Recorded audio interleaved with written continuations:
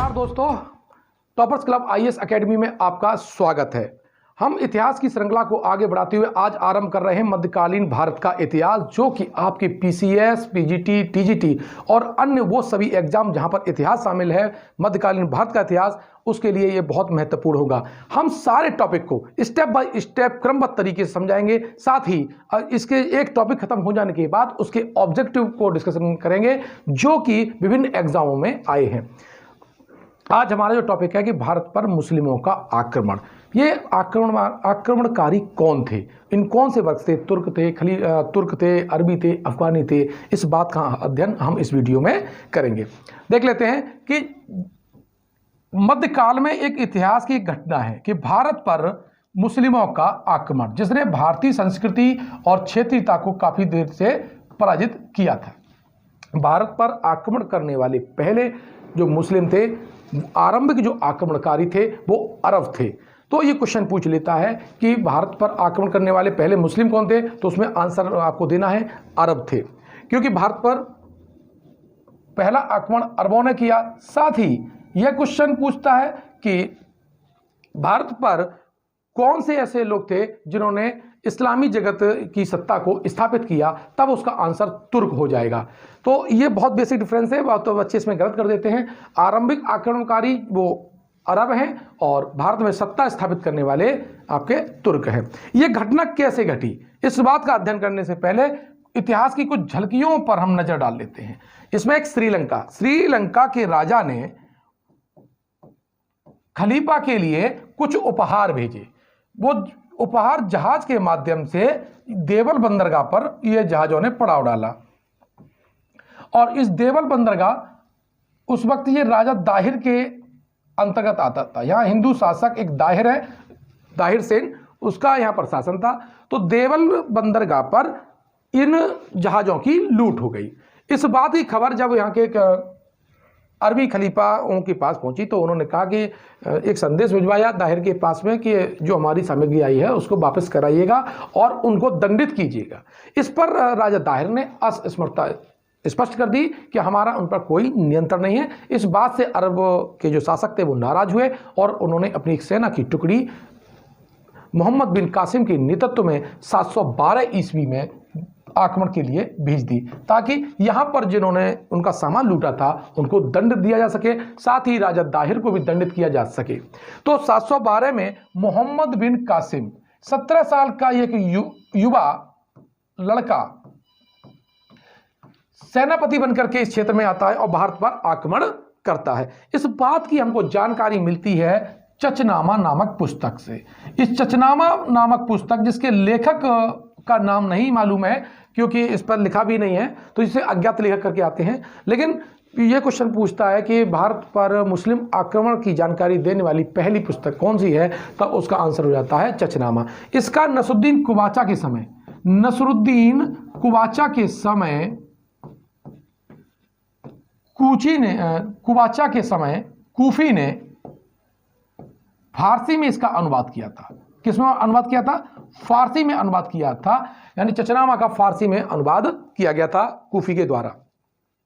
अब जब अरब जो मोहम्मद बिन जो कासिम है जब यहां आता है, तो वो एक क्वेश्चन पूछा जाता है कि किस मार्ग से आया था। उसका आंसर आपका है ये मकरान के रास्ते से भारत में आया था। जब इसने आक्रमण किया तो यहाँ के 3 वर्ग जो लोग थे, पहले आपके यहां जाट, मेड़ और बौद्ध, इन तीनों के ऊपर जो राजा दाहिर का नेगेटिव रोल था, इनके खिलाफ इनकी नीतियां नेगेटिव थी, नकारात्मक थी। इसलिए जाट और मेड़ तो मोहम्मद बिन कासिम के साथ में हो गए और बौद्धों ने दाहिर का कोई सहयोग नहीं किया। फलस्वरूप राजा जो दाहिर है वो मोहम्मद बिन कासिम से पराजित हो जाता है। इसी क्रम में एक युद्ध हुआ था, रावण का युद्ध।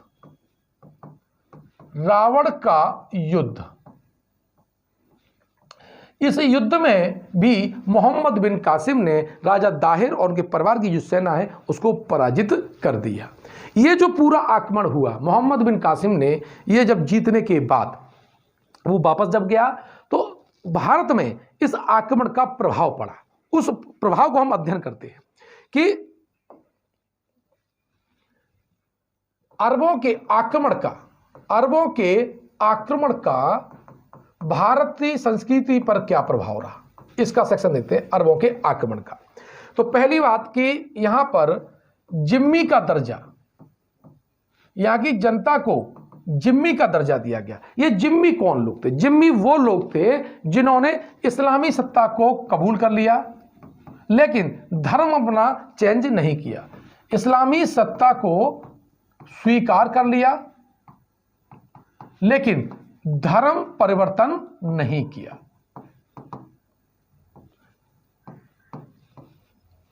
धर्म जो परिवर्तन है वो आपका नहीं किया है। तो ऐसे लोगों को जिम्मी का दर्जा दिया गया। अब इन जिम्मियों के ऊपर जजिया कर लगाया। कौन सा कर लगाया? जजिया कर। जजिया कर जो भारत में सबसे पहली बार लगाया है वो मोहम्मद बिन कासिम ने लगाया है और ये उन लोगों पर लगाया जाता था जो गैर इस्लामिक जनता थी ताकि उनको सुरक्षा प्रदान की जा सके। तो जजिया कर मोहम्मद बिन कासिम, बहुत बार इंपॉर्टेंट क्वेश्चन है कि मोहम्मद बिन भारत पर जजिया कर किसने लगाया? पहली बार तो मोहम्मद बिन कासिम ने। जजिया कर से को लेकर के एक मैं अलग वीडियो बनाऊंगा जिसमें पहले से लेकर आखिरी तक जजिया कर की पूरी यात्रा आपको मिलेगी। तो इस तरह से हमने देखा कि अरबों के आक्रमण का पहली बार परिवर्तन क्या हुआ। दूसरा, क्योंकि इस आक्रमण में सीरिया की ऊंट की जो सेना थी वो मोहम्मद बिन कासिम अपने साथ में लेके आया था और वेल ट्रेंड वो सेना थी। तो ऊंटों का जो प्रयोग है वो भारतीय लोग भी करने लगे। तो अरबों के आक्रमण का दूसरा प्रभाव पड़ा इस क्षेत्र में कि ऊंटों का प्रयोग करने लगे। ऊंट आप जानते हैं कि रेगिस्तान का जहाज भी कहा जाता है। तीसरा, यहां पर खजूर की जो खेती थी, खजूर की खेती का आरंभ हुआ। खजूर जो कि आपका मरुस्थलीय पौधा है और कार्बोहाइड्रेट का और आयरन का बहुत महत्वपूर्ण स्रोत भी है। और जहाँ जो बच्चों को या जिनको एनीमिया, जिन लड़कियों को एनीमिया की शिकायत हो जाती है तो उनकी डाइट में खजूर की आपकी इत्तला दी जाती है, उसकी सूचना दी जाती है। तो इस तरह से आपने पहले पॉइंट पढ़ा कि जजिया कर भारत में लगाया, दूसरा ऊंटों का प्रयोग और तीसरा आपका था खजूर की खेती का प्रयोग। लेकिन इसके साथ अरबों ने भारत से क्या सीखा? अरबों ने, देखिए, जो अरब थे जब यहां पर आए तो यहां पर बौद्धिकता के रूप में, यहां पर बौद्ध के जो लोग थे वो अपने अनुशासन, आयुर्विज्ञान और शांति के लिए जाते अनुशासन, आयुर्विज्ञान और शांति। जैसे आपने देखा होगा कि जिसे आज वर्तमान में आयुर्वेद किया जाता है, यानी प्राकृतिक चिकित्सा के सबसे बड़े जो केंद्र थे वो बौद्धों के अवगे बिहार हुआ करते थे। इसी में एक बिहार था नौ बिहार और यहाँ के जो मुख्य जो भिक्षु थे, भिक्खु जो संस्कृत में जिन्हें भिक्षु कहा जाता है, और उनका नाम है बरामका। तो अरब के जो लोग थे, अरब के जो शासक थे हारून, इन्होंने बरामका को अपने बगदाद बुलाया और बगदाद जो बुला करके उन्हें अपना मुख्य प्रधानमंत्री घोषित किया, यानी प्रधान नायक घोषित किया। और इन्हीं की देखरेख में वहां पर चिकित्सालय की स्थापना करवाई। तो शांति, अनुशासन और इन चीजों को, दर्शन के जो क्षेत्र है वो बौद्धों से कहां पहुंचा? इस्लामी जगत में पहुंचा। इस बात की, चूंकि नालंदा, विक्रमशिला, तक्षशिला ये सारे चिकित्सा के बहुत बड़े केंद्र थे और यह चिकित्सा अनिवार्य विषय हुआ करती थी। उसी के बाद अरब में जो वहाँ की जो यूनानी पद्धति है और उसमें भारतीय औषधियों का प्रयोग आरंभ हुआ है। ये मुसलमानों ने, इस्लामी जगत के लोगों ने, वैद्यों ने वो जो भारतीय जड़ी बूटियों का प्रयोग स्टार्ट किया, उसमें बौद्धों का योगदान है। इस तरह से उन्होंने हमें ऊंट, खजूर और जजिया कर दिया, तो साथ में हमने उन्हें चिकित्सा, दर्शन, शांति और अनुशासन कर दिया था। इस बात का उल्लेख करते हुए विनय पिटक का उल्लेख है कि जो विश्व में पहला ग्रंथ माना जाता है जहां पर संघ के नियम मिले हैं, संघ की अवधारणा मिली है और मतदान प्रणाली बताने वाला यह पहला ग्रंथ है। तो इतना जब क्षेत्र पहुंचा तो क्या अब इस बात की जानकारी है कि क्या मुस्लिम भी हमारे यहाँ यात्रा करने आए? तो इसमें एक मुस्लिम का जिक्र आता है अबू मसर।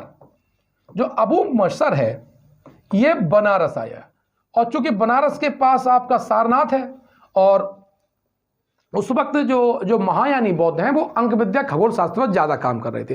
तो जो अबू मसर आए तो यहां पर उन्होंने यहाँ की अंक और यहाँ के दर्शन और ज्योतिष को सीखा अबू मसर ने। तो क्वेश्चन पूछ लेता है कि ऐसा कौन सा अरबी यात्री था जिसने बौद्धों से अंक विज्ञान सीखा, तो उसका आंसर आपका अबू मसर हो जाता है। अगर ऑप्शन में बौद्ध नहीं आता है तो उसमें ऑप्शन होगा हिंदू। ये कौन सा ऐसा मुस्लिम यात्री था जिसने बनारस आकर के ज्योतिष खगोल विज्ञान को सीखा था, तो उसमें आपका शहर है तो हिंदू शहर आपका बनारस। मतलब आपको आंसर किसी रूम में, चाहे वो बौद्ध के रूम में सीखे चाहे आपका नगर के रूम में, नगर के रूम में आपका क्या हो जाएगा, बनारस हो जाएगा। और किससे सीखा उसने, अगर ऑप्शन में बौद्ध नहीं है तो आपका आंसर क्या होगा, हिंदू होगा। इस तरह से हम देख लेते हैं कि अबू मसर नामक व्यक्ति जो आता है और वो भारत से अंक विद्या खगोल शास्त्र और चिकित्सा शास्त्र सीख के जाता है। इस बात की जानकारी भी हमको एक बहुत अच्छी बुक्स है तहकीके हिंद।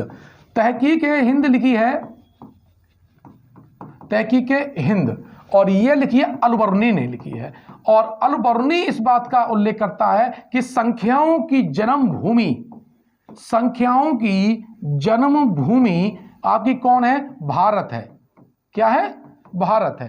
तो बात पूछ लेता है कि संख्याओं की जन्मभूमि भारत है, तो इस बात की जानकारी कौन करता है, तो अलबर्नी। जो अलबर्नी है वो महमूद गजनवी के साथ भारत आया था, और यह पुराणों का अध्ययन करने वाला पहला व्यक्ति है। शूद्रों की सबसे बड़ी सूची प्रदान करने वाला पहला व्यक्ति है। साथ ही संस्कृत का अध्ययन करने वाला भी यह पहला व्यक्ति है, पुराणों का अध्ययन करने वाला पहला व्यक्ति आपका अलबर्नी है। यह कहता है हिंदसा कि जो भारतीय संख्याएं यानी हिंदसा की जन्मभूमि, तो हिंदसा ये संख्याओं को हिंदसा लिखता है और कहता है हिंदसाओं की जन्मभूमि भारत है। तो इस तरह से इस बात की पुष्टि हो जाती है कि अबू मसर ने जो यहाँ से अंकों का, ज्योतिष का और आयुर्विज्ञान का जो ज्ञान है वो आपके अरब देश में पहुंचाया। इस बात की पुष्टि किससे हो जाती है आपकी, कि अलबर्नी की पुस्तक तहकीके हिंद से हो जाती है। साथ ही स्थापत्य कला में भी परिवर्तन आया। स्थापत्य कला में सम्राट अशोक के बाद इस भारत में फिर गुप्त काल में मंदिर निर्माण बने। इस मंदिर निर्माण में ये जो ऊपर हमारा मंडप बना करते थे, क्या बनाते थे, मंडप, और ये मंडप की कला कहां पहुंची, तुर्कों के पास पहुंची, यानी इस्लाम जगत में पहुंची। वहां पर इन्होंने अपने जो मकबरे बनाते थे उसमें जो बुर्ज बनाते थे, बुर्ज, ये जो बुर्ज है इसकी भी जो स्थापत्य कला है, जो बाद में आपका गुम्मद के रूप में प्रकट हुए, जो कि ये जो गुम्मद है ये मंदिरों के मंडप के ऊपर स्ट्रक्चर होता था। साथ ही जो स्तूप बनते थे अंडाकार, उसमें भी इनका प्रयोग होता था। तो ये स्थापत्य कला भी भारत से इस्लाम जगत में पहुंची। इस तरह से हमने इस वीडियो में देखा कि किस तरह से भारतीयों ने इस्लाम से सीखा और इस्लाम ने भारतीयों से सीखा। इससे बहुत कंसेप्चुअली क्वेश्चन बनते रहते हैं। आपको मैंने इस वीडियो में फैक्चुअल क्वेश्चन भी बताए, साथ ही कंसेप्ट भी बताया कि भारतीयों ने क्या लिया और हमने क्या दिया। आपको ये वीडियो कैसा लगा है कमेंट बॉक्स में लिख के दीजिएगा।